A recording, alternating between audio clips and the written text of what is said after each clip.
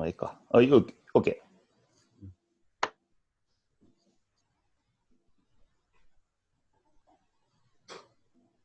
네. 자, 안녕하세요. 안녕하세요. 네, 오늘도 그 2부 저희 주제에 대해서 말씀을 먼저 드리자면은, 일본 부동산에 관련된 내용에 대한 이슈와 함께 저희가 구체적인 사례적인 부분들을 오늘 설명을 드리려고 전문가님 한 분을 모셨습니다. 자, 전문가님 네네. 간단한 그 짧은 소개 한번 부탁드리도록 하겠습니다. 예, 저는 일본 고베에서 부동산업을 하는 김창호입니다. 잘 아, 부탁드리겠습니다. 네, 안녕하세요. 네, 네. 자, 저희가 1부 쪽에서는 일본 부동산 계속 버블이다 뭐다 해서 여러 가지 그런 말씀을 드렸는데 네, 실제로는 이제 반대되는 의견도 마무리를 지었습니다. 네, 그렇다고 한다고 하면은 일본 부동산에 과연 저희가 어떠한 그 핸들링적인 부분을 한다고 했을 때 수익률에 관한 부분이라던가 그런 부분들에 대해서 좀 가장 먼저 묻고 싶은 게 첫 번째고요. 이제 두 번째로는 어떻게 하면은 우리나라처럼 우리나라 같은 경우에 이제는 거의 그 저희 30, 40대 분들, 그 40, 50대 분들 실제로 수요가 필요하신 분들이 아파트를 어떤 대출이라던가 아니면은 매매를 통해서 시세 차익을 통해서 얻는다는 현실들이 굉장히 좀 많이 어려워졌습니다. 실제 네, 우리나라 같은 경우에는 서울 그리고 경기권에서도 제한이 많이 이루어지고 있습니다. 몇 천만 원 이상까지는 또 취득세적인 부분도 굉장히 높기 때문에 이런 세 가지 부분에 대해서 우리 전문가님께서 한번 말씀을 좀 드려보고 제가 질문을 한번 갖는 시간을 갖도록 하겠습니다. 첫 네, 번째 주제는요. 일본 부동산에 대한 수익률에 관한 부분에서 굉장히 좀 많이 궁금합니다. 네. 결론적인 부분들이 수익률이 아까 말씀드렸던 내용들이 15%에서 10%까지는 나온다라고 제가 들었는데 구체적인 좀 사례에서 한번 설명해 주시면 좀 어떨까요? 네, 네. 그것은 그 오해를 받기 전에 그 이야기를 하는데 네네. 그 10%, 15%도 있지만 네. 그 부동산이 다 그런 것이 아니요. 아, 그래요? 그런 것도 아니고 네. 그런데 안에서는 그 잘만 찾으면은 그런 수익률이 나오는 것도 있다 하는 이야기죠. 네, 그러면은 저희가 네. 평균적인 부분들은 몇 프로 정도로 보면 좋을까요? 한 6% 내지 8% 정도. 아, 6에서 8% 정도? 네네네네. 그래도 우리나라 은행권보다는 좀 괜찮다는 말씀이시네요. 네. 그런데 당연히 더 낮은 것도 있죠. 2%, 3% 것도 있고. 네네네. 그런데 2%, 3% 것도 있지만도 그 10%나 네. 15%도 네. 있다는 거죠. 네네. 음, 그러면 저희가 만약에 그렇게 수익률이 괜찮고 한다고 하면은 실제로 저희 나라 사람이라던가 뭐 제2 외국인 분들이 이 부동산을 실제로 그 매매한다던가 그 투자라고 해야 되겠죠? 투자를 하시는 분들이 지금 좀 있으신가라는 부분에서 좀 의문을 좀 갖고 있습니다. 거기에 대한 좀 네. 답변을 좀 부탁드리겠습니다.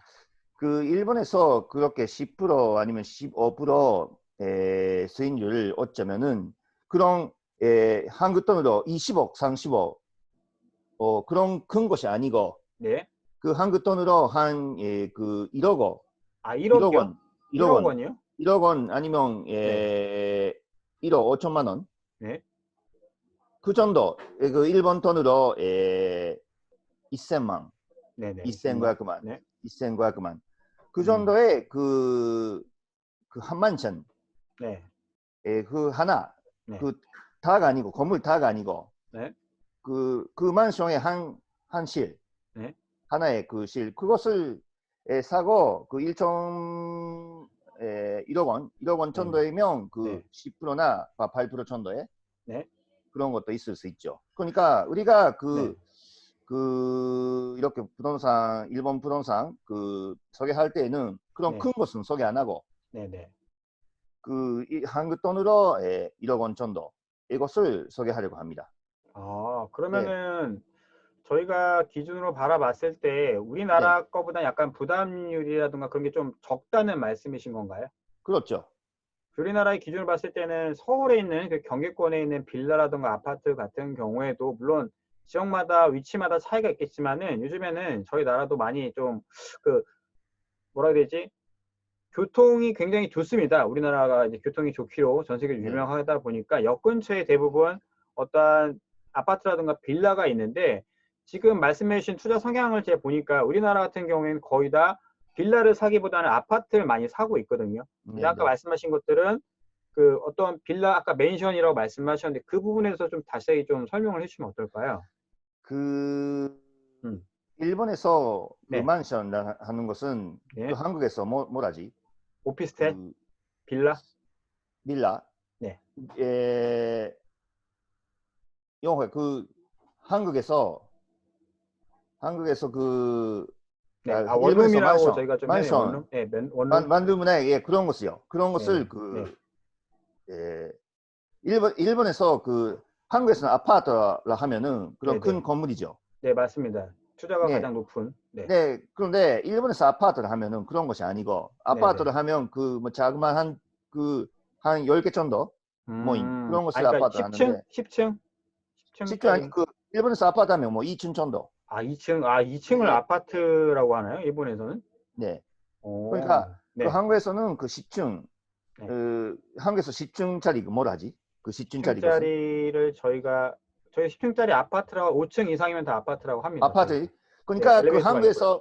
한국에서 말하는 네, 네, 아파트 같은 것을 그 아파트 네, 네. 한실 그 소개한다는 거죠. 아, 한 개의 시를. 그러니까 네네네네. 어쨌든 그러니까 일본 같은 게 지진이라든가 그런 게 좀 있다 보니까 아파트를 높이 짓는다기보다도 그러한 빌라 2층, 3층짜리 한 10세대 정도 되는 그러한 복합 주택 그런 걸 말씀하신 거죠. 아니요, 다가구라고 얘기해야 되겠죠. 그러나 일본 지진도 많지만도 그 네네. 대신 그 건물에 대한 그 심사가 너무너무 그 엄청나기 때문에 음, 그러니까 그 지금 요즘에 그 건물은 네. 그 지진이 와도 그 견딜 수 있는 만한 건물을 짓고 있어요. 그쵸. 일본에서. 일본은 그게 좀 많이 유명하니까. 네네네.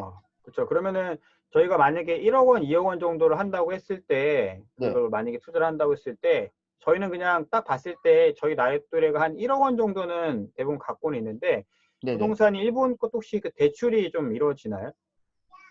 그 일본 부동산 사는데 네. 그 일본에서 대출 받는 것은 어렵다 싶습니다. 아, 대출은 좀 안 된다? 네네네. 그러니까 그 대출을 받자면은 그 일본에서 그 회사를 만들고 네. 그 하는 방법도 있는데 그것은 혹시 그 일본에서 부동산을 산다면은 우리가 그것을 그 비증근할 수 있죠. 그러니까 네네. 조금 약간 현실적으로 일본의 부동산 제2 외국인이 사기에는 좀 많이 좀 어렵다는 말씀이신 거라서 이해하면 될까요? 네, 그러니까 그렇죠. 그 현금에 사는 것은 네. 그 별로 쉬운데 네. 그 일본에서 그 은행에서 대출을 받고 사자면은 조금 어려울 수도 있죠. 그러니까 거의 뭐, 그러니까 좀 복잡한 과정으로 말씀드리자고 하는데 거의 안 된다는 말씀이시네요. 거의 안 되는 것도 아니고 거의 안 네네. 되는 것도 아니지만 조금 그 여러 복잡하다, 가지 절차가. 복잡하죠. 네네. 아, 네. 그러면 그 일본 투자하시는 분들이 어느 나라 사람들이 좀 많을까요? 제가 아까 듣기로는 제2 외국인 분들도 많이 좀 하신다고 들었는데. 주로는 뭐 중국인이 많죠, 지금은. 음, 네. 그- 압도적으로 중국인이 많아요. 아, 중국 분들이 많으시다고요? 네네네. 그리고 또 다른 나라 사람 혹시 없을까요? 우리나라 사람이라던가 뭐, 우리나라 사람도 있죠, 안에는. 한국 네. 사람도 많고요. 예. 근데 근데 중국 비율상 사람이 옆에 중국인 많아요. 분들이 좀 많다는 말씀이신 거죠? 네, 미국도 있고, 그 전번에는 웬남 사람도 있었고. 네네. 네네. 그러니까 그 많은 나라 사람들이 있어요. 아, 네, 알겠습니다. 네. 그러면은 저희가 우리나라 같은 경우에는 너무 그 매매가가 높기도 한데 제가 지금 가장 좀 의문이 드는 게 아까 말씀드린 1억 원 정도 네. 네. 되는 빌라, 네. 맨션이라고 한다고 했을 때도 수익률이 그렇게 괜찮다라고 한다고 하면은 제가 좀 걱정이 되는 게 뭐냐면은 우리나라 같은 경우에 취득세 있지 않습니까? 네네. 예를 들면 집을 저희가 몇 억 원 이상치 취득을 하게 되면은 네. 우리나라에도 집이 있고 그리고 일본에도 집이 있다라고 치면은 취득세가 저희는 1인 2주택이라고 한다면 그다음부터 굉장히 세율이 높거든요. 네네. 그러면은 그 세율적인 부분은 어떻게 좀 저희가 좀 문제를 좀 해결을 해야 될까요? 일본에서는 그 취득세라는 것이 뭐 한국에서는 그 두 개씩 되면은 그 세금이 막 올라가죠. 네, 맞습니다. 근데 일본은 그런 거 없어요. 몇 개 사도 네. 그것이 올라가는 것은 없고. 구체적으로 좀 말씀해 주시면 안 될까요? 이 구체적으로 한다면은 그 한국에서는 그 취득세가 네. 그 판매 가격에 대해서 뭐 한 3%, 4% 네네. 정도인가요? 네네네. 근데 일본 경우는 그 판매 가격이 아니라 그 1억 원으로 샀다 해도 네. 1억 원에게 3%가 그런 거 아니고 그 1억 원에 대해서 그 나라가 정한 효과額 평가가라는 것이 있어요. 아, 그래요? 그것이 그 세금을 그 계산하는 기준으로 되는데 그것은 그 판매 가격보다는 뭐 3분의 2 정도의 가격이요. 대부분이. 그러면은 저희가 예를 들어서 제가 지금 일본에 있는 부동산을 1억 원짜리에서 1억 원짜리를 하나 취득할 때랑 만약에 두 개를 취득할 때랑 세율이 어떻게 될까요? 우리나라랑 비교를 했을 때. 그것은 하나라도 두 개라도 세 개라도 그 세금의 그 율은 그 올라가지 않아요. 아, 그러면은 보유를 저희가 많이 하고 있어도 위로 네네. 세율이 올라가지가 않는다는 말씀이신 건가요? 네, 그렇죠. 그게 좀 신기하네요. 되게. 그 일본은 그렇게 아, 그렇게 돼 있어요. 네. 아유, 저는 그 한국이 신기해요. 두 그래요? 개씩 가지고 그 세금이 올라가는 것이. 예, 그러니까 저희 나라는 그 부동산 규제를 지금 많이 하고 있는 상태고, 음, 안 그래도 지금 걱정이 되는 부분들이 실제로 집을 취득해야 될 사람들이 취득을 못하고 있는 현실입니다. 왜냐면은 음, 서울에 있는 집들은 이제 대출이 거의 안 나오고 있고, 네, 경기권도 아까 말씀드렸겠지만은 어떤 시가지라든가 뭐 판교 쪽이라든가 제가 지역을 좀 말씀드리기 좀 그렇지만은 네, 지역들이 몇억 원 이상이 되면 다 대출에 대한 것도 있고 네, 아파트 외에도 빌라 같은 경우에도 제한이 굉장히 많이 이루어지고 있기 때문에 음, 저희가 이런 수익적인 부분이나 투자적인 부분도 굉장히 좀 자세히 여쭤보고 싶은 음, 그런 게 이유가 좀 이제 하나입니다. 그리고 그런 흐름에 대해서도 굉장히 좀 많이 지금 우리나라 사람도 그렇고 은행 이율이 너무 낮다 보니까 부동산도 이제 조금 바라보는 시각들이 굉장히 좀 다각적으로 좀 변화가 되고 있기 때문에 그래서 제가 음. 전문가님을 모시고 있는 거거든요. 그래서 일본은 지금도 아직까지도 지금 부동산 그런 쪽이 제가 알고 있는 내용으로는 경제적인 버블이 지금 많이 좀 줄었다고 좀 봐야 될까요? 어떻게?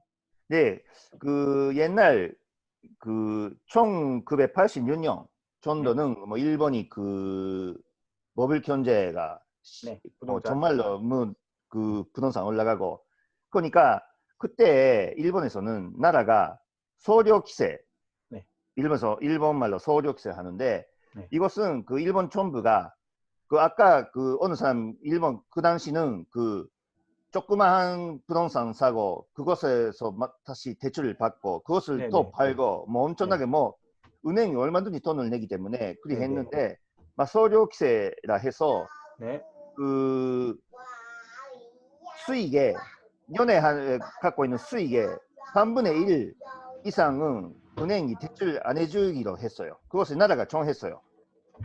소료規制. 네, 네, 그것이 바블 경제 1986년부터 1991년까지 나라가 그 은행한테 그 연간 수익의 3분의 1, 그러니까 그 연간의 그 소득이 네.